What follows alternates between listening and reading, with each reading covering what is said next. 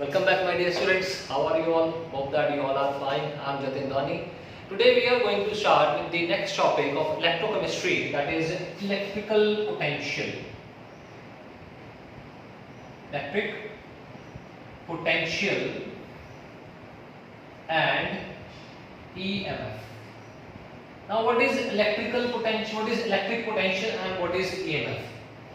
To understand the topic electric potential, we have to consider a beaker. हमें यहाँ पे एक beaker consider करना पड़ेगा और इस beaker में हमारे पास एक electrolyte है.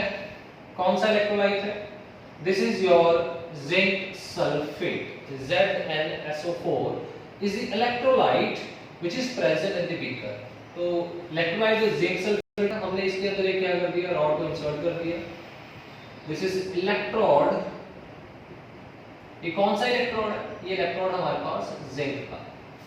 जब ये जिंक का इलेक्ट्रोड हमारे पास इलेक्ट्रोलाइट में डिप करके रखेगा कुछ टाइमिंग के लिए, then after some time you will observe that हमारे पास ये जो जिंक है ये यहाँ से निकल के सॉल्यूशन में आ जाएगा Zn2 पॉजिटिव की फॉर्म में. मतलब जिंक जो था उसने दो इलेक्ट्रॉन्स को क्या कर दिया, लूज कर दिया. जब इसने 2 इलेक्ट्रॉन्स को लूज कर दिया, 2 इलेक्ट्रॉन लूज करने के बाद इसके ऊपर चार्ज आ गया 2 पॉजिटिव. एंड जब कोई भी इलेक्ट्रॉन को लूज करता है तो कौन सा प्रोसेस है हमारे पास? That is oxidation. तो ऑक्सीडेशन प्रोसेस है हमारे पास यहाँ पे. तो जैसे ही इसने 2 इलेक्ट्रॉन को लूज किया, ये 2 इलेक्ट्रॉन लूज कर दिए, खुद तो ये सॉल्यूशन में चला गया, इलेक्ट्रॉन तो साथ में लेके नहीं जाएगा. इलेक्ट्रॉन कहाँ पे रहेंगे हमारे पास? They are attached with the rod. तो इलेक्ट्रॉन हमारे जो है वो रॉड के साथ अटैच कर रखे हैं. तो आप लोग यहाँ पे देखोगे कि ये जो हमारे पास इलेक्ट्रोड, यहाँ पे जो इलेक्ट्रोड है इसके मतलब सराउंड, इसके ऊपर, इसके सरफेस के ऊपर नेगेटिव चार्ज आ गया. इलेक्ट्रोड के सरफेस के ऊपर नेगेटिव चार्ज आ गया है. वो नेगेटिव चार्ज किसके कारण आ रहा है? वो इलेक्ट्रॉन के कारण आ रहा है हमारे पास. और इसके सराउंडिंग मतलब सॉल्यूशन के इनसाइड और इसके सराउंडिंग में हमारे पास यहाँ पे पॉजिटिव चार्ज आ जाएगा. रॉड के ऊपर नेगेटिव, सराउंडिंग्स में क्या आ जाएगा? पॉजिटिव चार्ज आ जाएगा. And the electrode is surrounded by positive charge. Electrode is surrounded by positive charge and it contains negative charge electrons. इसके पास नेगेटिव चार्ज इलेक्ट्रॉन्स भी हैं. पॉजिटिव इसके खुद के, इसके सराउंडिंग्स में है. इलेक्ट्रॉन जो है इसके सरफेस के ऊपर है. which generate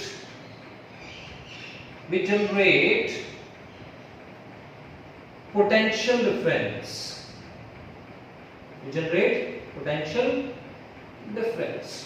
तो इनके कारण क्या होगा, यहाँ पे पोटेंशियल डिफरेंस क्या हो जाएगा, जनरेट हो जाएगा. अब यहां से डेफिनेशन बना देते हैं क्या? The potential difference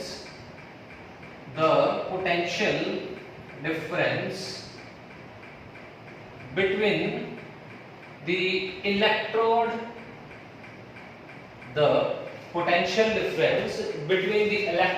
and its ion. देखो potential difference between the electrode, ये रहा इलेक्ट्रोड, और इलेक्ट्रोड के आयंस, ये रहे आयंस. कौन से आयंस हैं? Zn2 पॉजिटिव, ये इसके आयंस हैं. The potential difference between electrode and its own ions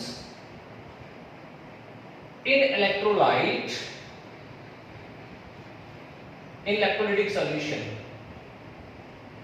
The potential difference between the electrode and its own ions in electrolytic solution is called, electrolytic solution at equilibrium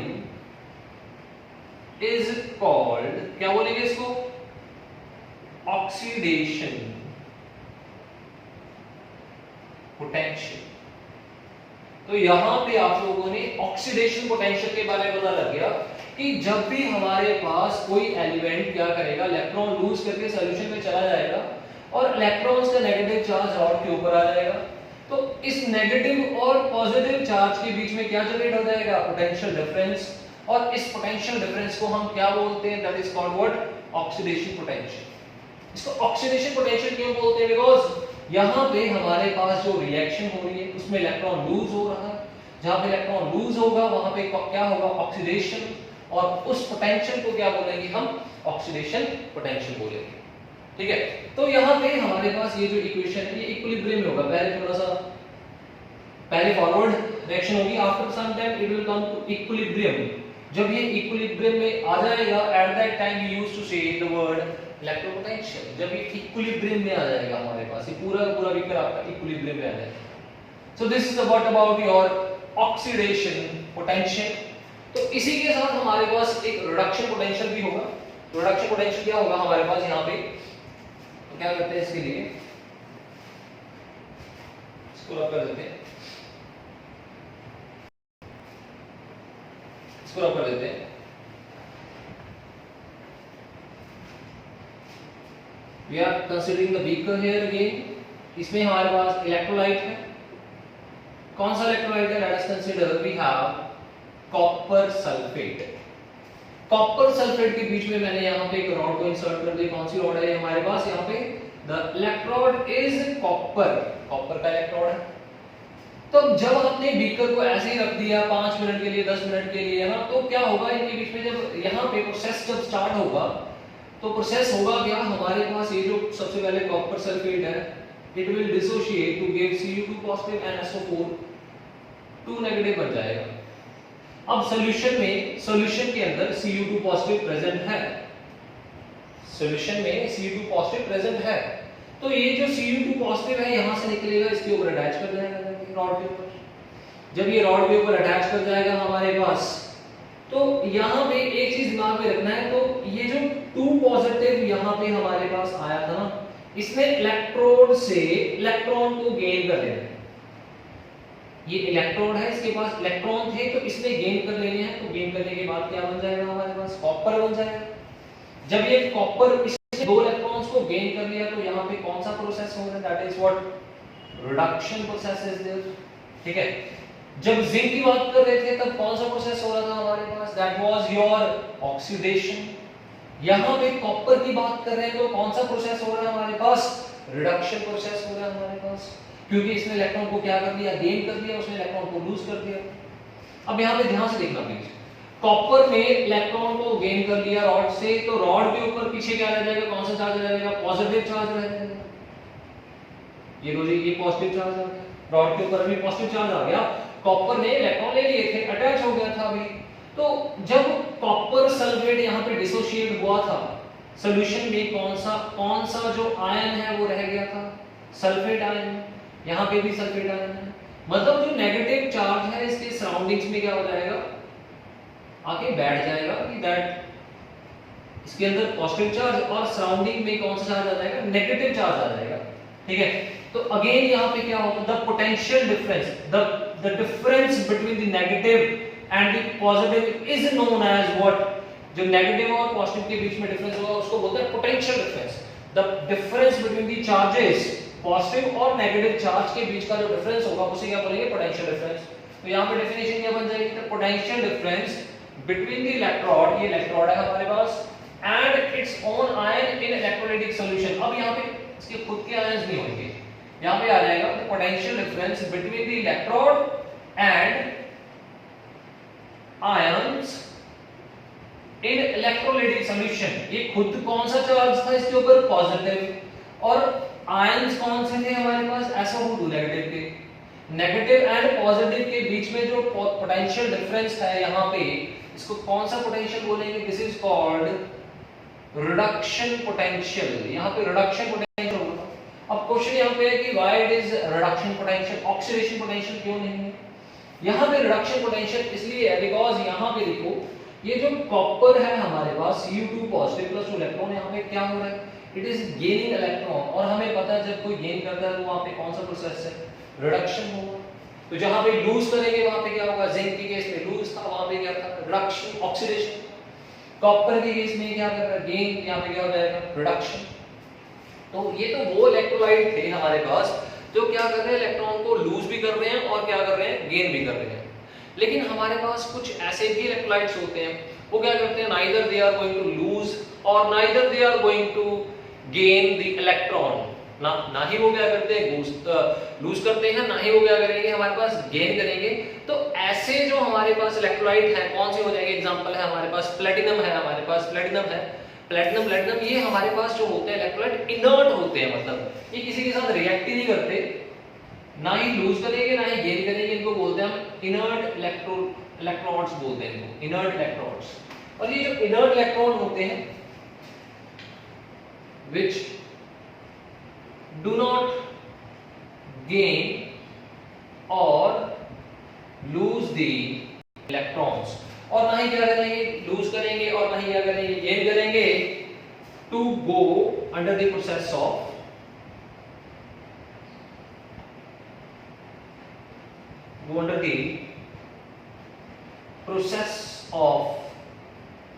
oxidation and reduction, मतलब ना ही वो reduction में जाएंगे ना ही वो क्या जाएंगे oxidation में, तो उनको बोलते हैं इनर्ट इलेक्ट्रॉन्स बोलते हैं, लाइक हमारे पास प्लेटिनम हो ये दोनों जो है हमारे पास, ठीक है।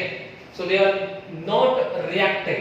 तो अभी हमने यहाँ पे दो टाइप्स के जो पोटेंशियल है वो पढ़ ली है। पहला कौन सा पोटेंशियल पढ़ा था आपने, जिंक वाला ऑक्सीडेशन, और ये कौन सा आपने पोटेंशियल पढ़ लिया यहाँ पे, रिडक्शन पोटेंशियल। तो दोनों आपको क्लियर हो गए। जहां पे गेन होगा इलेक्ट्रॉन का वो रिडक्शन पोटेंशियल हो जाएगा, जहां पे लूज हो जाएगा वहां पे क्या हो जाएगा आपका ऑक्सीडेशन पोटेंशियल हो जाएगा।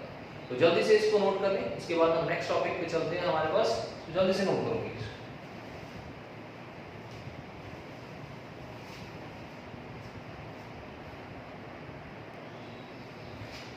चलिए नेक्स्ट है हमारे पास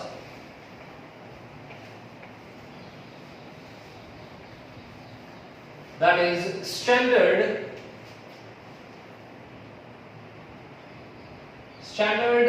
electropotential।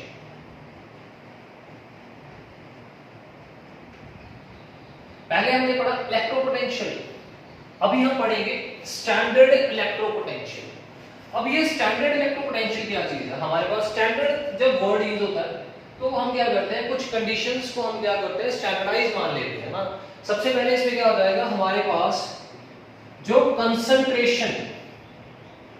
कंसंट्रेशन जो होगा हमारे पास किस चीज का concentration, of electrolyte, concentration of electrolyte will be concentration of electrolyte will be कितना हो जाएगा हमारे पास 1 मोलर। स्टैंडर्ड कंडीशन है हमारे पास। कंसंट्रेशन जो होगा हमारे पास जो होगा वो इलेक्ट्रोलाइट का, electrolyte means the concentration of ions in electrolyte, मतलब जो हमारे पास आयंस की कंसंट्रेशन होगी इलेक्ट्रोलाइट में कितनी होगी हमारे पास, स्टैंडर्डली 1 मोलर होगी हमारे पास, ठीक है। पहले मैंने लिखा था कंसंट्रेशन ऑफ इलेक्ट्रोलाइट, इसका मीनिंग क्या हुआ कि कितने आयंस हमारे पास प्रेजेंट है, there concentration will be 1 molar.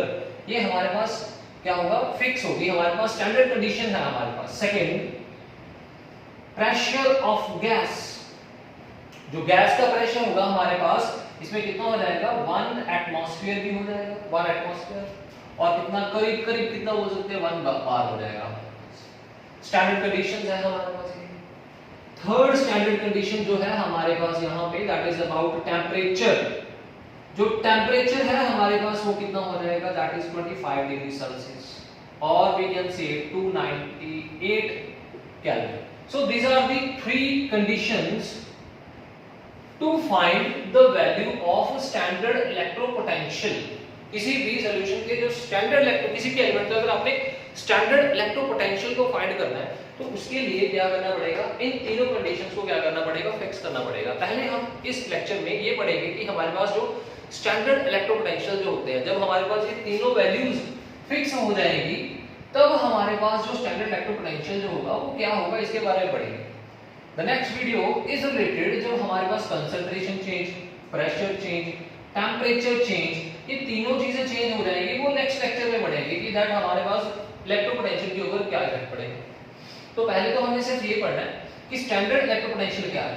Standard electropotential is that जिसकी मतलब हमने क्या करना है, जिस चीज का स्टैंडर्ड इलेक्ट्रोपोटेंशियल फाइंड करना है उसकी कंसंट्रेशन कितनी होनी चाहिए, 1 मोलर, प्रेशर 1 एटमॉस्फेयर, टेम्परेचर कितना होना चाहिए 25 डिग्री सेल्सियस, और we can say 298 kelvin. For example अगर हम बात करें यहाँ पे oxidation reaction, oxidation reaction oxidation में क्या होगा, मान लो मेरे पास मेटल M है, इस मेटल M ने क्या कर दिया, इलेक्ट्रॉन्स को लूज कर दिया। कितने इलेक्ट्रॉन्स को लूज कर दिया, N इलेक्ट्रॉन्स को लूज कर दिया, तो उसके ऊपर चार्ज आएगा N पॉजिटिव आ जाएगा। तो मतलब यहाँ पे ऑक्सीडेशन हो रहा है क्योंकि इलेक्ट्रॉन क्या हो रहे हैं, लूज हो रहे हैं। तो इसका जो हमारे पास यहाँ पे इलेक्ट्रोपोटेंशियल जो होगा, अगर हमने इसको रिप्रेजेंट करना है तो कैसे करेंगे, it is represented by this one, this is what इलेक्ट्रोपोटेंशियल, ठीक है, इलेक्ट्रोपोटेंशियल, ठीक है। ये कौन सा इलेक्ट्रोपोटेंशियल है, यहाँ पे कौन सा प्रोसेस हो, ऑक्सीडेशन, ऑक्सीडेशन हो रहा है, तो हम इसको क्या बोलेंगे, this is what oxidation, oxidation potential, ये हमारे पास ऑक्सीडेशन पोटेंशियल, ठीक है। अब क्या करेंगे, यहां पे इसकी बात कर रहे हैं हम, स्टैंडर्ड की बात कर रहे हैं, स्टैंडर्ड के लिए क्या करेंगे, सारा कुछ सेम रहेगा, सिर्फ ये कंडीशंस एप्लीकेबल हो जाएंगी। जो हमारे पास यहाँ पे सॉल्यूशन एक्वस फॉर्म में है, हमारे पास इसकी कंसंट्रेशन कितनी हो जाएगी, 1 मोलर हो जाएगी। अगर गैस हुई तो प्रेशर कितना हो जाएगा, 1 बार या फिर 1 एटमॉस्फेयर, और जो टेम्परेचर है वो कितना हो जाएगा, हमारे पास 25 डिग्री सेल्सियस हो जाएगा। तो यहाँ पे अगर हम ये तीनों कंडीशंस इसके ऊपर अप्लाई कर दें तो हमारे पास जो ऑक्सीडेशन पोटेंशियल है इसको हम रिप्रेजेंट करेंगे E नॉट, यहाँ नॉट आ जाएगा M प्लस, इसका जो ये E नॉट M प्लस है, इसको क्या बोलते हैं, this is called standard oxidation potential, this is standard oxidation potential. Similarly यहां पे अब क्या करेंगे हम, यहां पे अनदर एग्जांपल कंसीडर कर लेते हैं, second example. In second example पहले आप इसको देखो, ऑक्सीडेशन मैंने करके दिखा, फिर मैंने बताया कि ऑक्सीडेशन पोटेंशियल क्या है हमारे पास, M to M positive, N positive. तो स्टैंडर्ड की बात थी, स्टैंडर्ड के लिए तीनों कंडीशंस अप्लाई कर दी इसके ऊपर, तो स्टैंडर्ड क्या हो जाएगा, E not M N positive, standard इलेक्ट्रोपोटेंशियल। मतलब इस सॉल्यूशन के ऊपर ये कंडीशंस क्या है, एप्लीकेबल। तो ये तो आपने फाइंड कर लिया स्टैंडर्ड ऑक्सीडेशन पोटेंशियल। अब हम बात करेंगे यहाँ पे एक मेटल है हमारे पास M। अब क्या हुआ, जो हमारे पास यहाँ पे मेटल M था, यहाँ पे क्या था, इसने इलेक्ट्रॉन को लूज कर दिया, तो यहाँ पे Mn पॉजिटिव था, तो इसने क्या कर दिया, इलेक्ट्रॉन को गेन कर लिया, क्या बन गया हमारे पास, M बन गया। यहाँ पे इलेक्ट्रॉन लूज थे, यहाँ पे इलेक्ट्रॉन गेन है, जब गेन होंगे कौन सा process, the process is reduction, reduction हो जाएगा, ठीक है। तो इसके अगर हम यहाँ पे हमारे पास क्या था, ऑक्सीडेशन पोटेंशियल, तो इसका क्या हो जाएगा हमारे पास, E M N M, ये क्या हो जाएगा हमारे पास, रिडक्शन पोटेंशियल, ये रिडक्शन पोटेंशियल हो जाएगा हमारे पास, ठीक है। अगर हम यहाँ पे बात करें E नॉट की बात करें, मैंने आपको बताया भी E मींस रिडक्शन, यहाँ पे E क्या था हमारे पास, M टू Mn क्या था हमारे पास, ऑक्सीडेशन पोटेंशियल, ये भी क्या हमारे पास सिमिलरली रिडक्शन पोटेंशियल। जब नॉट की बात आ जाए तो कौन सी कंडीशंस अप्लाई करनी है, ये तीनों कंडीशंस। प्रोसेस कौन सा हो जाएगा, स्टैंडर्ड, तो यहाँ पे भी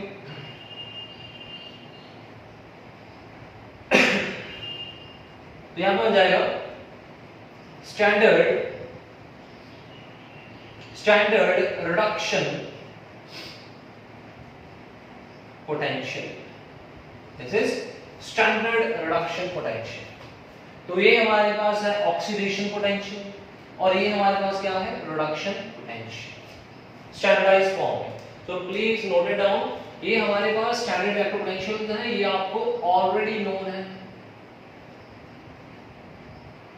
एलिमेंट्स के ऑलरेडी नोन है, दैट इज स्टैंडर्ड इलेक्ट्रोपोटेंशियल। और आप लोगों को कैसे पता, ये आपके एनसीईआरटी में पूरा एक टेबल बना हुआ है, in that table the electropotential of the various elements are given over there. You can go and just search in your NCERT. One table will be there on which the different electropotentials of different elements are written over there. तो पहले इसको जल्दी से note करो।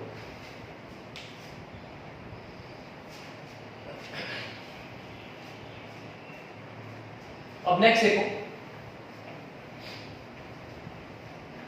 ये आपने यहाँ पे स्टैंडर्ड कंडीशंस अप्लाई कर दिए, ठीक है। अब हम बात करेंगे कि मान लो मेरे पास एक एलिमेंट है, that element is, for example we have element zinc की बात कर रहे हैं, ठीक है। जब जिंक जो है हमारे पास, ठीक है, इलेक्ट्रॉन को लूज करेगा, 2 इलेक्ट्रॉन लूज कर दिए, ठीक है। जब इलेक्ट्रॉन लूज कर दिए तो मतलब इसके पास क्या हो जाएगा, इलेक्ट्रोपोटेंशियल आ जाएगा इसका। इलेक्ट्रोपोटेंशियल क्या होगा, Zn2 पॉजिटिव, इसके इलेक्ट्रोपोटेंशियल की वैल्यू कितनी हो जाएगी हमारे पास, 0.76 वोल्ट हो जाएगी हमारे पास, दैट इज फॉर जिंक। मैं इलेक्ट्रोपोटेंशियल की बात कर रहा हूं, किसकी इलेक्ट्रोपोटेंशियल की बात कर रहा हूं, जिंक की। और सिमिलरली हमारे पास यहां पे एक और भी है, Zn2 पॉजिटिव है, तो Zn2 पॉजिटिव ने क्या कर दिया, 2 इलेक्ट्रॉन्स को गेन कर दिया, तो ये बन गया Zn, ठीक है। तो यहां पे क्या आ जाएगा हमारे पास, Zn2 पॉजिटिव माइनस 0.76। यहां पे कौन सा प्रोसेस हो रहा है, हियर वी हैव ऑक्सीडेशन, और यहां पे कौन सा प्रोसेस हो रहा है, रिडक्शन। ये वैल्यूज हमारे पास हमने एक्सपेरिमेंटली फाइंड आउट की हुई है, ठीक है। 0.76 जो है वो जिंक का इलेक्ट्रोपोटेंशियल है। अब क्वेश्चन मेरे दिमाग में ये आ रहा है यहाँ पे कि मेरे पास जिंक की वैल्यू जो है वो ऑक्सीडेशन पे 0.76 है और रिडक्शन के टाइमिंग में माइनस 0.76 है। तो इन दोनों वैल्यूज जो हमने एक्सपेरिमेंटली फाइंड आउट की हुई हैं, ठीक है, इलेक्ट्रोपोटेंशियल की वैल्यूज जो दोनों हैं हमारे एक्सपेरिमेंटली फाइंडेड है, तो दोनों वैल्यूज में से हमारे पास क्या नेगेटिव वाली करेक्ट है या फिर पॉजिटिव वाली। तो इसके लिए क्या करना पड़ेगा, इसके लिए हमें कुछ रूल्स को फॉलो करना पड़ेगा, that is given by the IUPAC। IUPAC ने रूल बनाए हुए हैं, that is you know very well, that is international union of pure and applied chemistry. इन्होंने क्लियर कट बोला हुआ है कि हमारे पास जो कभी भी अगर किसी के इलेक्ट्रोपोटेंशियल, इसके इलेक्ट्रोपोटेंशियल की बात करेंगे, स्टैंडर्ड इलेक्ट्रोपोटेंशियल की बात करें, ठीक है, वो किसके स्टैंडर्ड इलेक्ट्रोपोटेंशियल किसके इक्वल होगा, ऑलवेज इक्वल टू स्टैंडर्ड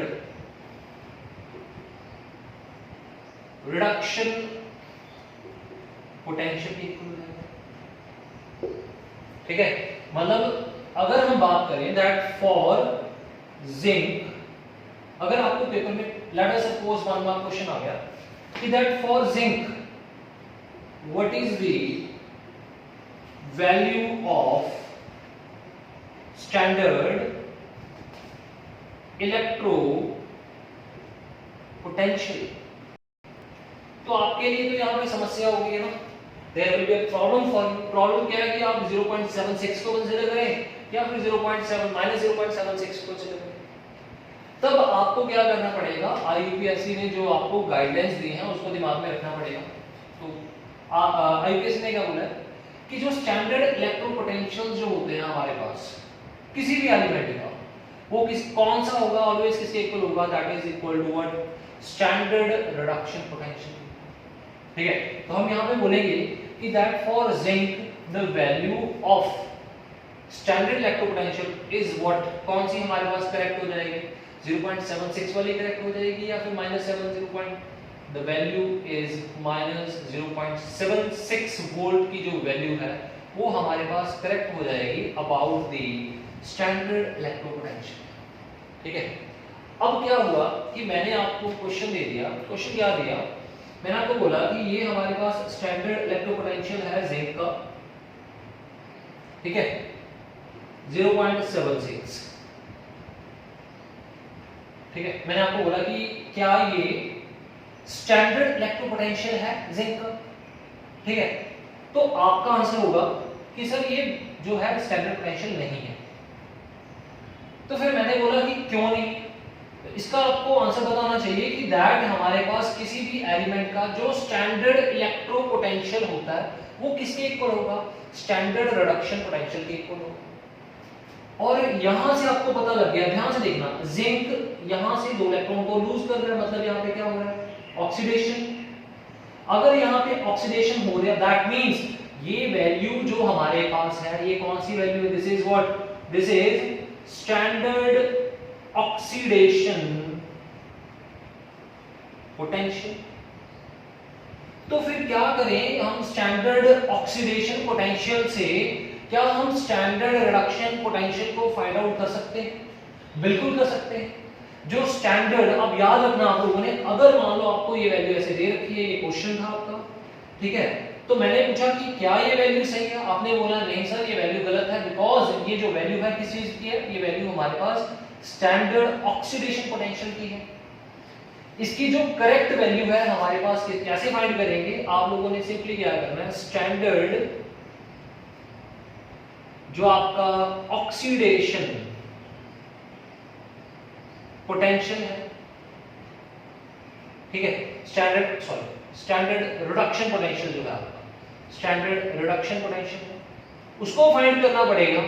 जैसे आप स्टैंडर्ड रिडक्शन पोटेंशियल को फाइंड कर लोगे, मैंने आपको क्वेश्चन में क्या पूछा है, that for zinc what is the value of standard electropotential, मैंने आपको यही पूछा ना कि जिंक के लिए हमारे पास वैल्यू क्या है, हमारे पास स्टैंडर्ड इलेक्ट्रोपोटेंशियल की, और मैंने आपको ये वैल्यू दे दी और आपने बोला कि ये गलत है सर, क्यों? क्योंकि ये स्टैंडर्ड ऑक्सीडेशन पोटेंशियल है। तो मैंने क्या बोला कि आप इसके स्टैंडर्ड रिडक्शन पोटेंशियल को फाइंड करो। तो स्टैंडर्ड रिडक्शन पोटेंशियल को फाइंड करने के लिए आपको एक फॉर्मूला याद रखना है कि that standard reduction potential is always equal to negative of standard oxidation potential. ठीक है, ये चीज आपने ऑलवेज अपने माइंड में रखना इस फॉर्मूला को, कि अगर आप लोगों ने, अगर बाय चांस, अगर गलती से आपको क्वेश्चन में, पेपर में आपको ऑक्सीडेशन पोटेंशियल की वैल्यू दे दी और आपसे पूछा गया कि that find the value of standard electropotential of what, किसका फाइंड करना था, जिंक, और आपसे पूछा गया क्या ये करेक्ट है, तो आपका आंसर होगा नहीं सर ये करेक्ट नहीं है, क्योंकि ये किसकी वैल्यू है, स्टैंडर्ड ऑक्सीडेशन पोटेंशियल। आपको फाइंड किस चीज की वैल्यू करनी है, स्टैंडर्ड रिडक्शन पोटेंशियल की। तो स्टैंडर्ड रिडक्शन पोटेंशियल की वैल्यू कैसे फाइंड करोगे, जो ऑक्सीडेशन पोटेंशियल की वैल्यू है, जस्ट उसके आगे आपने क्या लगा देना है, नेगेटिव लगा देना है।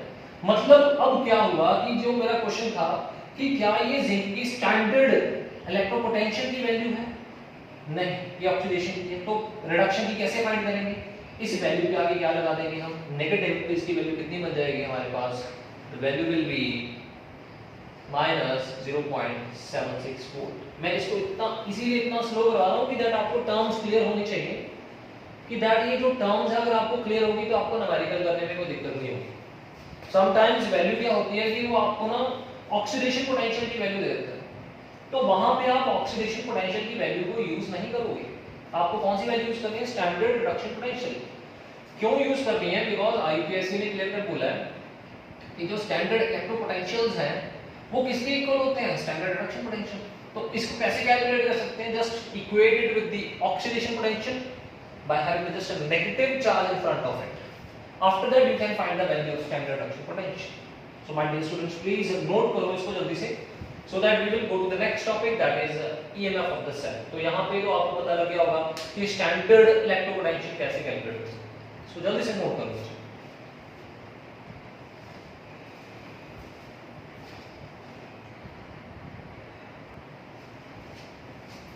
Now come to the next one।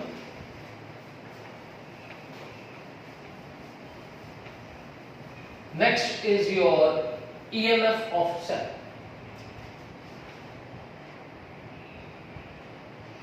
EMF of the cell।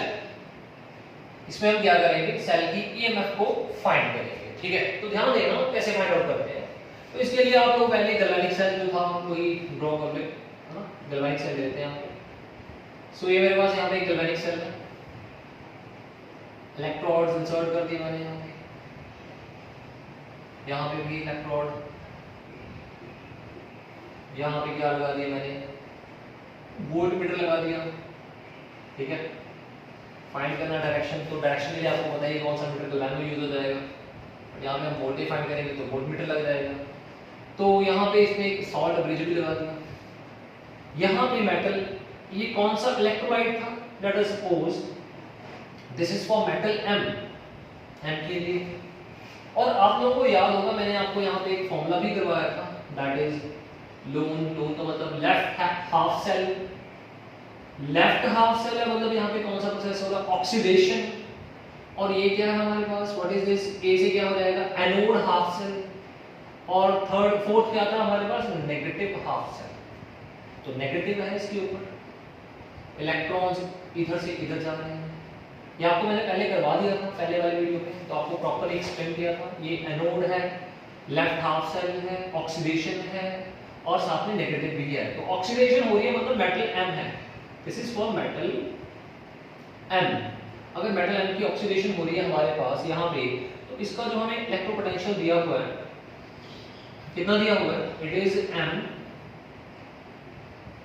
Positive, इसकी वैल्यू दे रखी है 0.5 वोल्ट, ठीक है। और इधर हमारे पास सेकंड हाफ सेल है, तो ये हमारे पास है मेटल N के लिए, ठीक है। तो इसकी भी हमारे पास इलेक्ट्रोपोटेंशियल की वैल्यू ऑलरेडी गिवन है, कितनी है हमारे पास ये 2.5 वोल्ट। तो क्वेश्चन है कि that find the EMF of this cell. अब इसकी ईएमएफ फाइंड करेंगे, तो ईएमएफ फाइंड करने के लिए ध्यान देना चाहिए यहाँ पे, ईएमएफ ऑफ दिस सेल को फाइंड करने के लिए देखिए यहाँ पे फॉर्मूला क्या हो जाएगा। ईएमएफ के लिए हम लोग यहाँ पे दो चीजें हैं, ये एनोड था और ये क्या था हमारे पास, दिस वन इज कैथोड, ठीक है। Cathode means positive is there, इस रॉड के ऊपर पॉजिटिव था हमारे पास, अगर इसके ऊपर नेगेटिव था।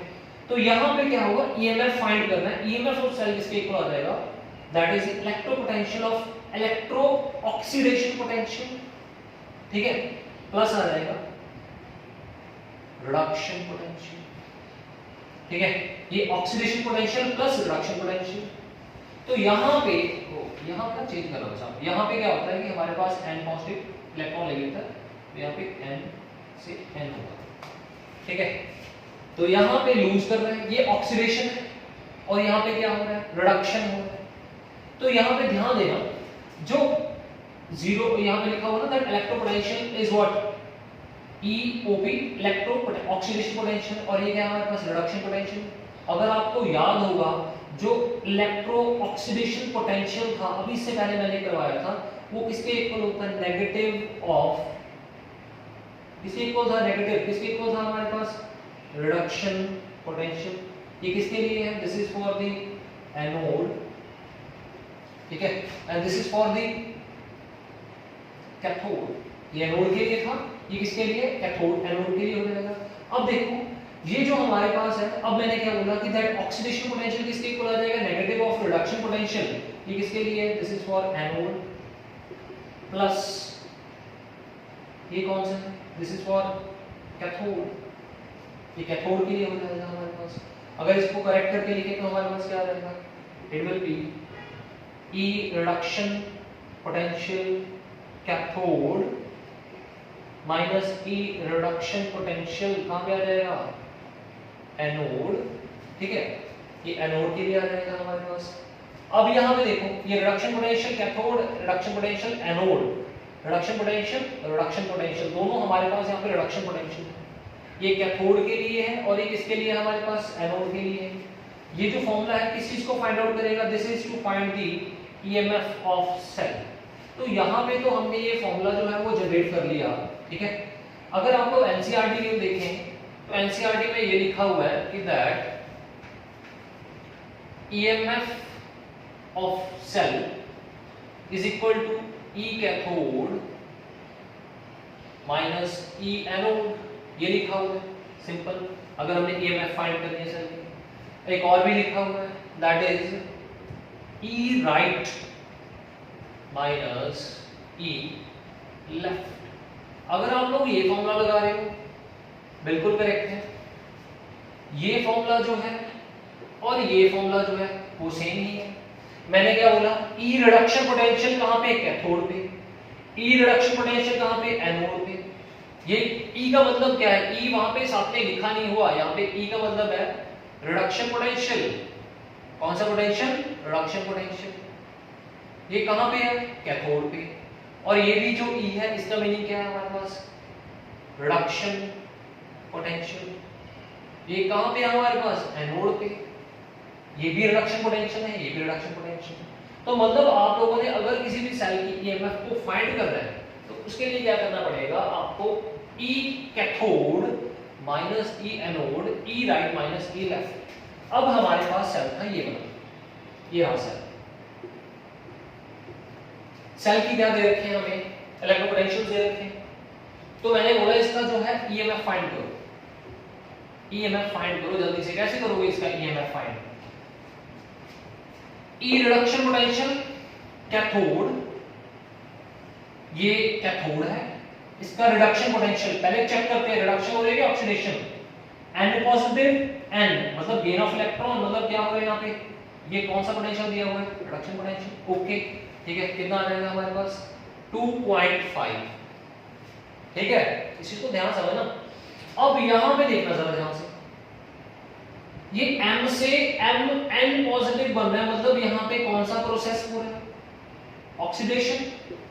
ठीक है, मैंने आपको बोला था कि आपने यहां पे कभी ऑक्सीडेशन की वैल्यू पुट नहीं करनी। कौन सा रिडक्शन पोटेंशियल होना चाहिए आपके पास यहाँ पे रिडक्शन पोटेंशियल होना चाहिए। ये कौन सा पोटेंशियल दिया हुआ है, ये ऑक्सीडेशन पोटेंशियल दिया हुआ है।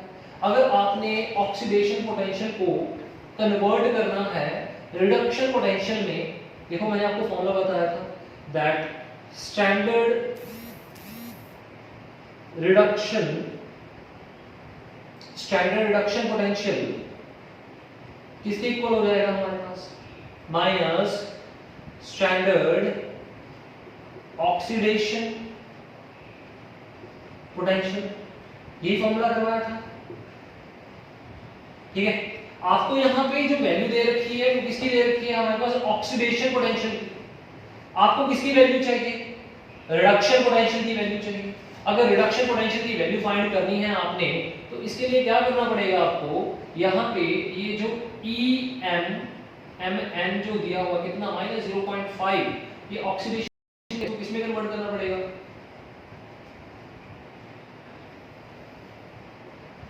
ठीक है। वैल्यू कितनी हो जाएगी हमारे पास, +0.5 हो जाएगी, क्योंकि नेगेटिव कन्वर्ट हो जाएगा पॉजिटिव। यहाँ पे कितना आ जाएगा हमारे पास 0.5, तो EMF कितनी हो जाएगी हमारे पास, EMF विल बी 2 वोल्ट। तो इस तरीके से हम क्या करेंगे, किसी भी सेल की जो EMF है उसको क्या करेंगे, फाइंड आउट करेंगे। मैं इसको पूरा दोबारा एक्सप्लेन कर देता हूँ। जस्ट आप लोग करना क्या है, कुछ भी नहीं, वेरी सिंपल। EMF को फाइंड करने के लिए जो है, अगर cell oxidation potential plus reduction potential, ये एनोड का और कैथोड का, और हमें पता है कि हम कभी भी ऑक्सीडेशन पोटेंशियल जो है वो यहाँ पे नहीं फिल करेंगे। ये किसके इक्वल आ जाएगा हमारे पास, यहाँ पे नेगेटिव आ जाएगा, नेगेटिव ऑफ एनोड। कितना आ जाएगा नेगेटिव ऑफ एनोड, यहाँ पे ये अगर नेगेटिव आ जाएगा तो फिर क्या हो जाएगा, ऑक्सीडेशन पोटेंशियल किसमें कन्वर्ट कर जाएगा, रिडक्शन पोटेंशियल। ये फॉर्मूला के अकॉर्डिंग ऑक्सीडेशन पोटेंशियल माइनस, ठीक है। तो इसके आगे क्या आ गया हमारे पास, नेगेटिव आ चुका है। इसके अगर नेगेटिव आ गया एनोड, तो मैं एनोड को पीछे ले गया, यहाँ पे कैथोड आ गया। तो अगर कैथोड के रिडक्शन पोटेंशियल में से एनोड को सब्ट्रैक्ट कर दें तो हमारे पास क्या आ जाएगा, EMF आ जाएगा। एनसीईआरटी में ये फॉर्मूला है, E cathode minus anode. E क्या है, रिडक्शन पोटेंशियल, E क्या है, रिडक्शन पोटेंशियल, या फिर E right minus E left. तो राइट का जो इलेक्ट्रिक पोटेंशियल कितना था, 2.5, लेफ्ट का कितना था, -0.5। बट ये है क्या था, ऑक्सीडेशन पोटेंशियल। आपको किस में कन्वर्ट करना पड़ेगा, ये रिडक्शन पोटेंशियल में। कैसे करोगे, ये रहा प्रोसेस, ठीक है। आप लोग इसको क्या करोगे, जो इसका नेगेटिव है उसको हटा दोगे और इसके आगे क्या लग जाएगा, पॉजिटिव लग जाएगा हमारे पास। जैसे इसके आगे पॉजिटिव लग गया हमारे पास, तो यहाँ पे क्या आ जाएगा, 0.5 आ जाएगा। EMF कितनी होगी हमारे पास, 2 हो जाएगी। तो my dear students, please note it down. तो यहाँ पे आपको पता लग गया होगा कि हम लोग कैसे किसी सेल की EMF को क्या कर सकते हैं, फाइंड आउट कर सकते हैं। तो इसके बाद हम न्यूमेरिकल करते हैं। जो न्यूमेरिकल्स के बाद और अच्छे से क्लियर हो जाएगा कि आप लोग जो है वो किसी भी सेल की EMF को कैसे फाइंड करोगे। पहले इसको नोट करो अच्छे से।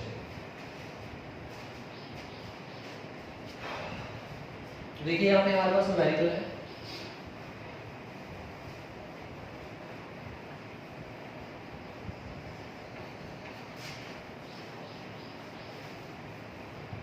सिंपल न्यूमेरिकल हमें दिया हुआ है यहाँ पे कोबाल्ट से इलेक्ट्रोपोटेंशियल कोबाल्ट का दे रखे हैं। ठीक है, कितना दे रखा है 0.28 वोल्ट। नेक्स्ट जो है हमारे पास इलेक्ट्रोपोटेंशियल दे रखा है हमें, दैट इज कॉपर का Cu2 पॉजिटिव,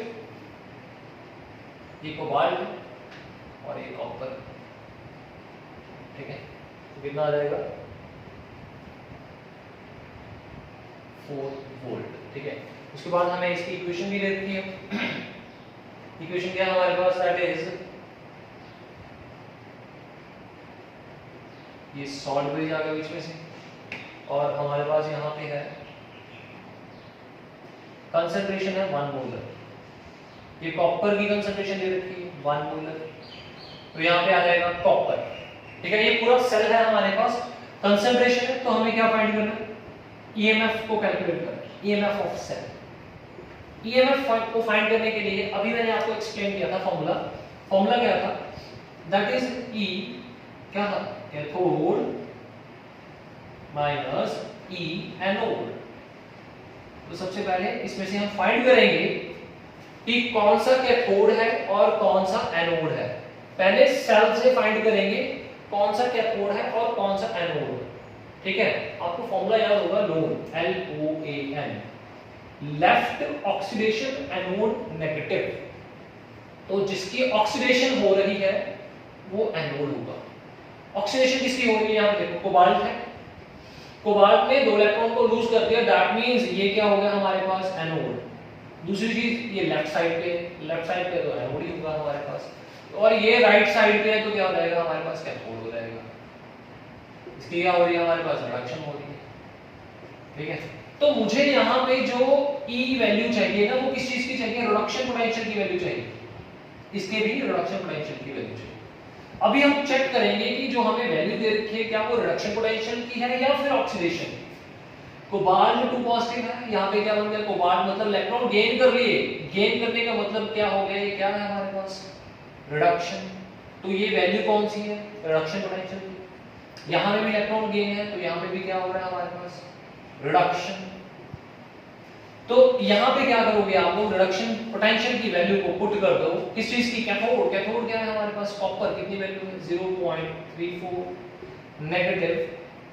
अब एनोड की वैल्यू कितनी है 0.28 वोल्ट, इसको क्या कर दो, प्लस कर दोगे, प्लस करने के बाद वैल्यू आ रही है 0.62 volt is the EMF of the cell.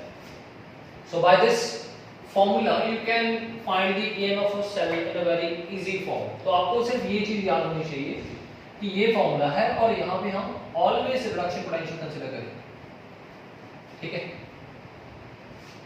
तो इसको नोट करो। नेक्स्ट न्यूमेरिकल है हमारे पास, करते हैं अब इसको।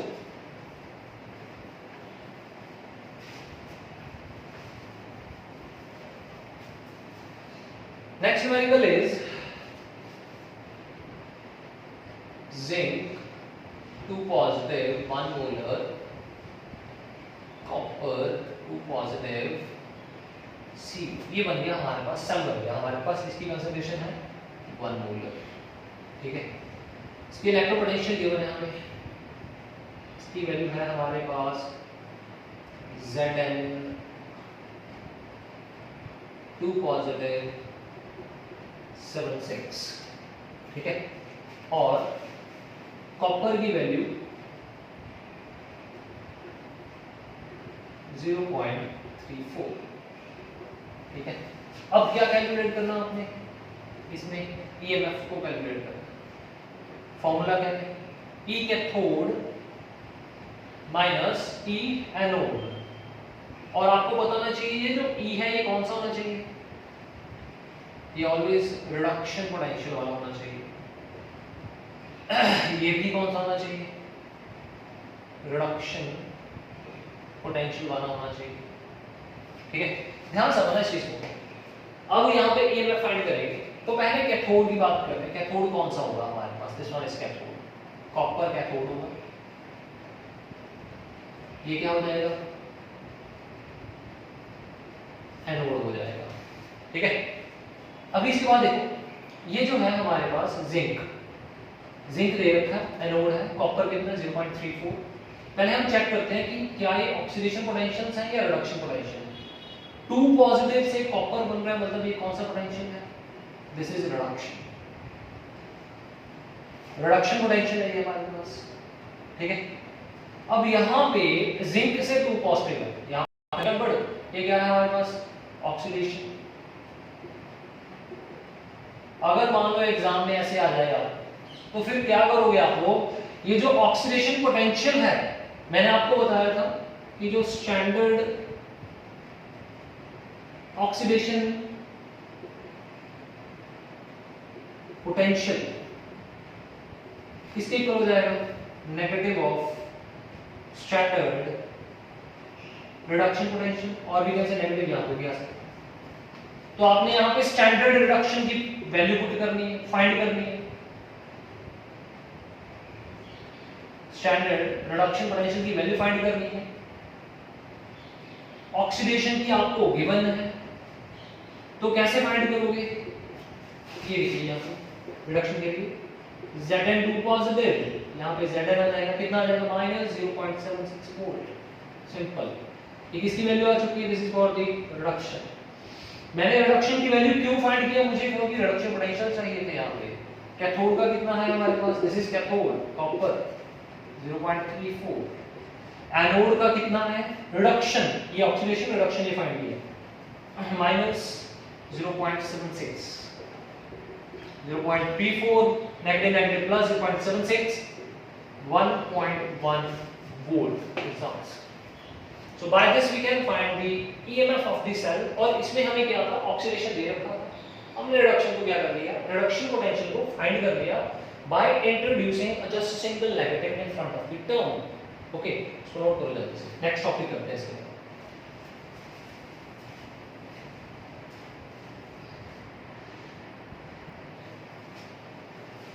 नेक्स्ट देखिए, नेक्स्ट है हमारे पास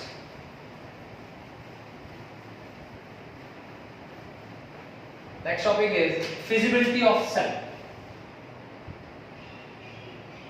feasibility of cell, और we can say यहाँ पे हम introduce करेंगे that is another और topic भी सामने, that is Gibbs with the help of Gibbs free energy।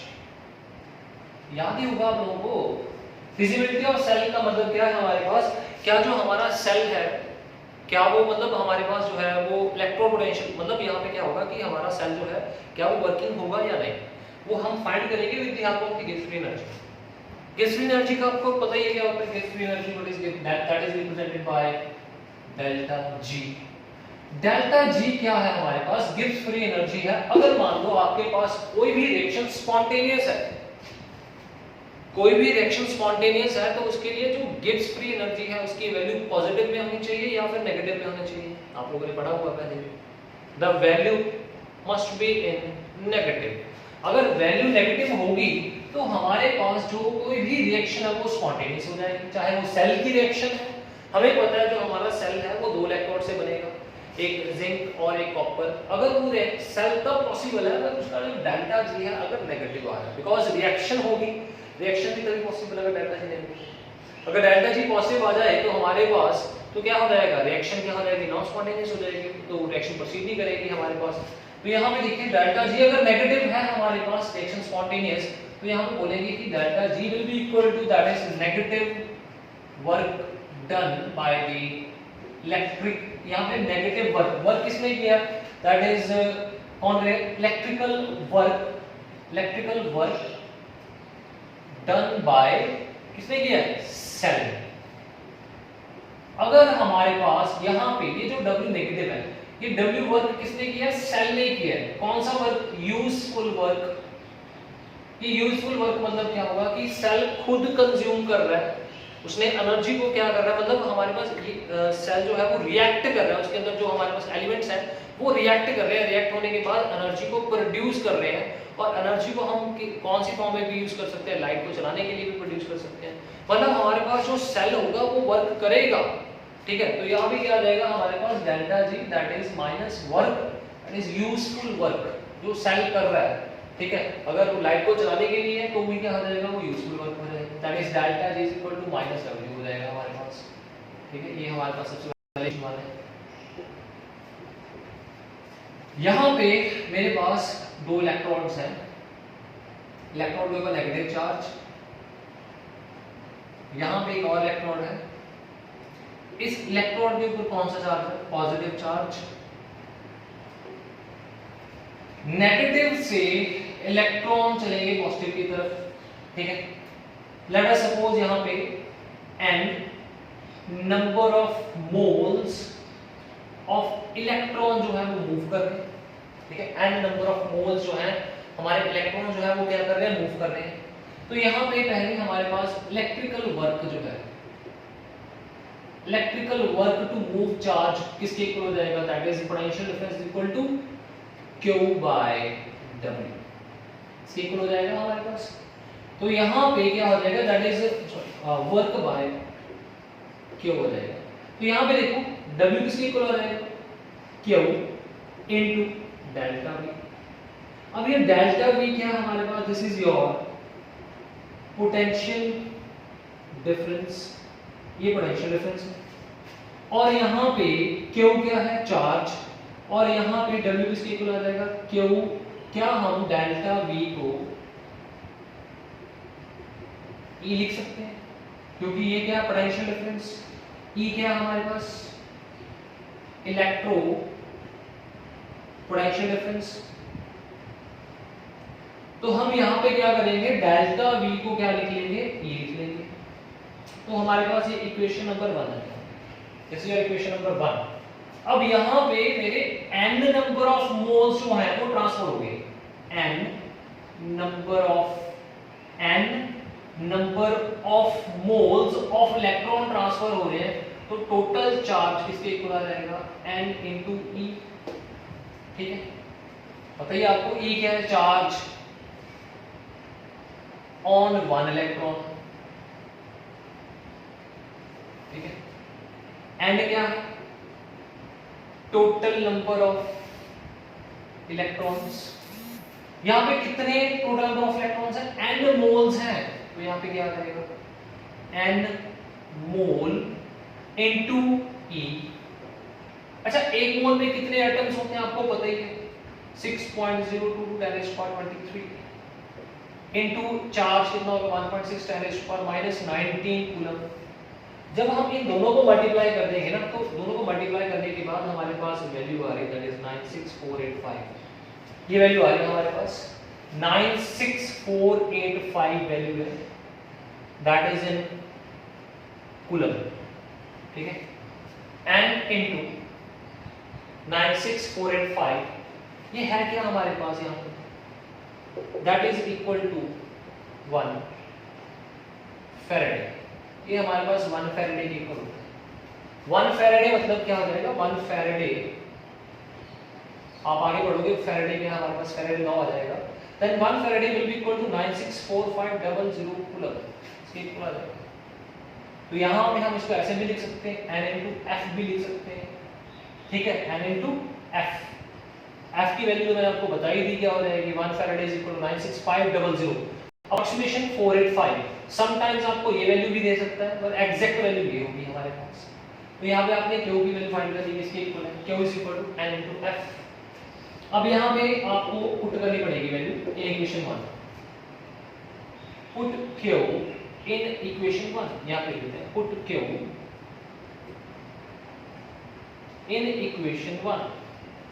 इसमें पुट करें तो वर्क किसके इक्वल आ गया, work will be equal to Q की वैल्यू कितनी है, n इनटू f इनटू ये क्या साथ में E आ जाएगा, ये वर्क की वैल्यू आ जाएगी। तो इसको इक्वेशन 2 डालो, पुट टू इक्वेशन 2 आ जाएगा, ठीक है। बात तो हो रही है हमारे पास। तो मैंने यहाँ पे W फाइंड कर लिया। W फाइंड करने के बाद हम क्या करेंगे, नेक्स्ट जो है हमें डेल्टा G फाइंड करना है। डेल्टा G के लिए क्या करेंगे, delta G will be equal to, इसको कर दो पुट इन इक्वेशन 1, इसको 1 में पुट कर दो।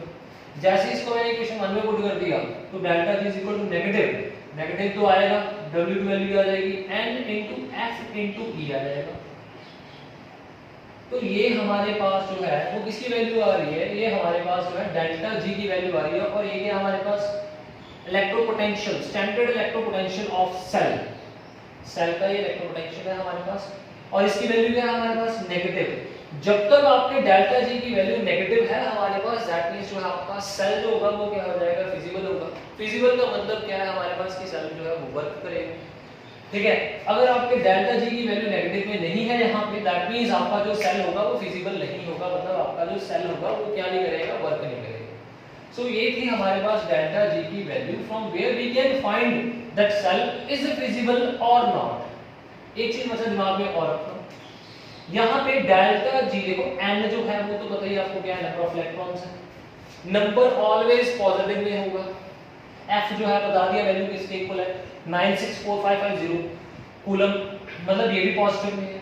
अब क्वेश्चन जो है यहाँ पे रह गया, अगर आपके इलेक्ट्रोपोटेंशियल की वैल्यू जो है वो पॉजिटिव है, अगर इलेक्ट्रोपोटेंशियल की वैल्यू पॉजिटिव आ रही है तो आपका डेल्टा G नेगेटिव होगा, तब आपका सेल फिजिबल होगा। अगर आपके डेल्टा G की वैल्यू पॉजिटिव में आ गई, पॉजिटिव कैसे हो सकती है, ये नेगेटिव, ये भी नेगेटिव, नेगेटिव नेगेटिव पॉजिटिव हो गया, तब डेल्टा G पॉजिटिव हो जाएगा। एट दैट टाइम हम बोल सकते हैं कि हमारा जो सेल है वो फिजिबल नहीं है। That means whole story depend upon the value of that E nought. E nought आपका पॉजिटिव होगा तो हमारे पास सेल क्या हो जाएगा, फिजिबल हो जाएगा। Dear students please note down the topic, इसके रिलेटेड हम एक दो न्यूमेरिकल्स करते हैं तो आपको और अच्छे से क्लियर हो जाएगा कि हमारे पास इस टॉपिक में है क्या। इसको नोट करो बच्चों,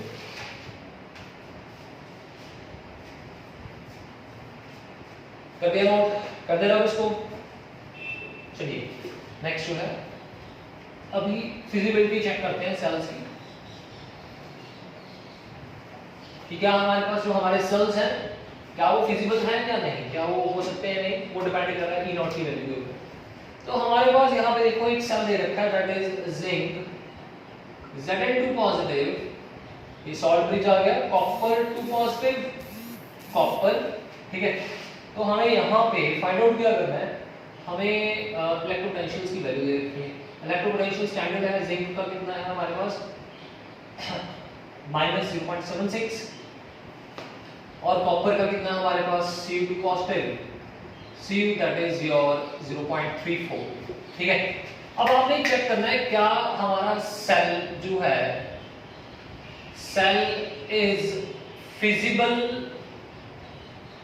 और नॉट, क्या हमारा सेल जो है वो फिजिबल है या नहीं है, ठीक है। हमें प्रेडिक्ट करना है, तो कैसे करेंगे, अब यहाँ पे हम क्या करेंगे, एक और चीज, इसका डेल्टा G फाइंड करना आप लोगों को, गिब्स फ्री एनर्जी जो है वो फाइंड करेंगे।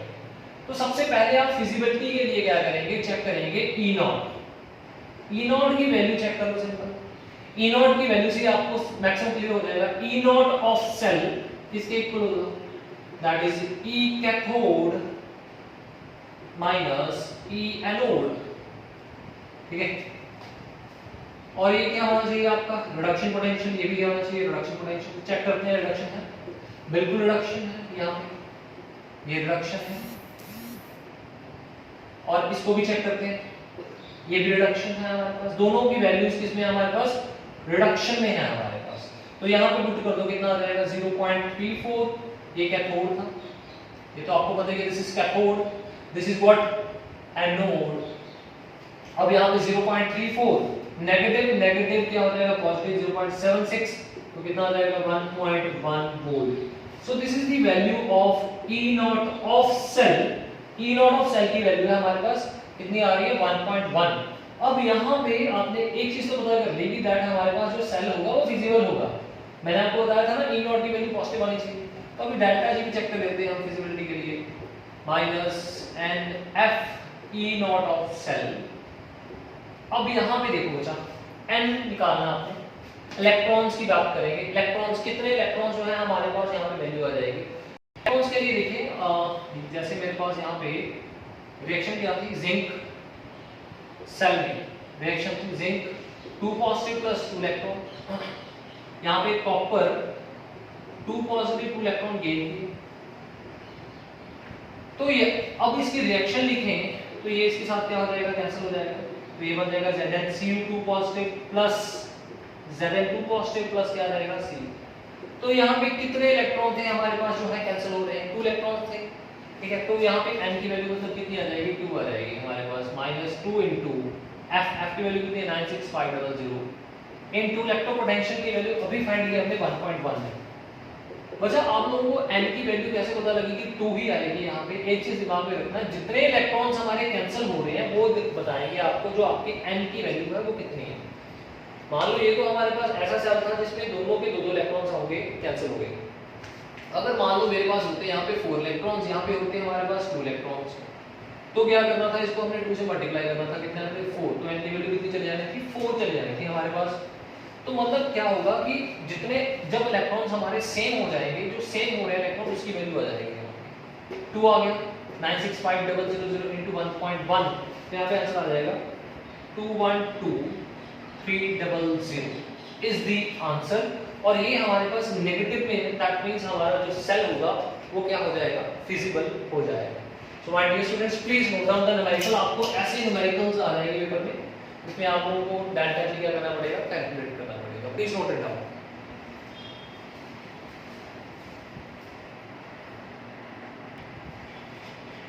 अब देखिए एक और न्यूमेरिकल भी है। Numerical is that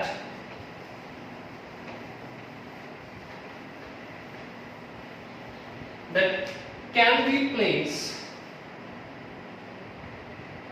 we place zinc sulfate solution, sorry not zinc sulfate, copper sulfate solution inside the beaker made up of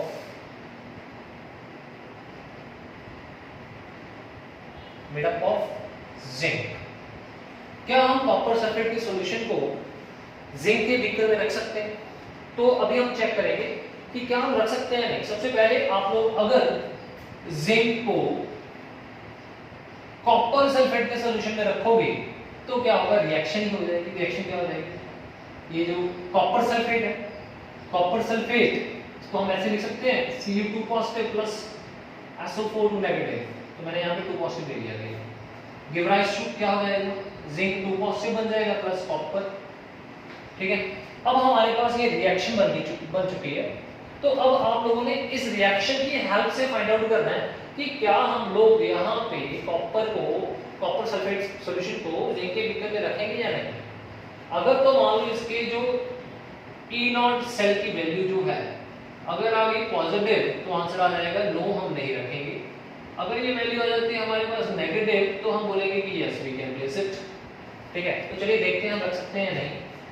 तो इसके लिए क्या करेंगे, सबसे पहले हम कैथोड और एनोड देखेंगे।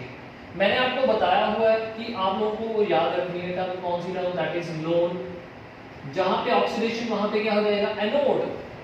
यहां पे देखो ऑक्सीडेशन, ऑक्सीडेशन इसका मतलब ये क्या हो जाएगा आपका एनोड, ठीक है। और ये क्या हो रहा है इसकी रिडक्शन, रिडक्शन मतलब इसका क्या हो जाएगा हमारे पास, ये आ जाएगा कैथोड। तो मतलब ये एनोड है और ये क्या आपका कैथोड, ठीक है। इसके बाद आ जाओ अभी E0 पे।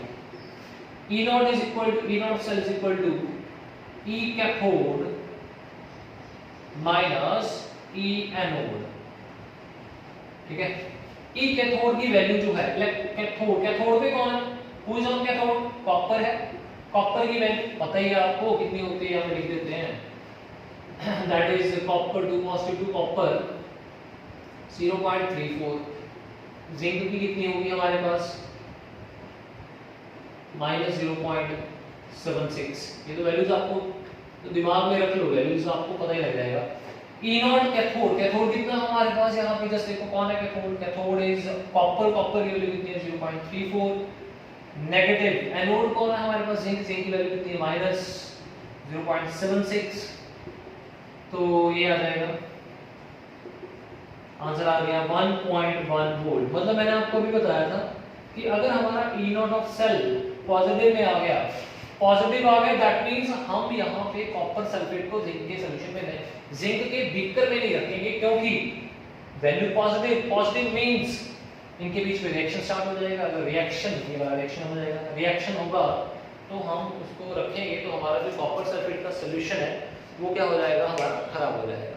So my dear students, I think topic is clear to each and every student that I have told. बस आप लोगों ने ये याद रखना है कि रिडक्शन पोटेंशियल ही ऑलवेज यूज करेंगे। अगर ऑक्सीडेशन दे रखा है तो बस उसके आगे क्या लग जाएगा, नेगेटिव लग जाएगा। होप दैट कि आपको लेक्चर सभी बच्चों को समझ में आ गया होगा। In the next video we will going to learn about the Nernst equation. Thank you.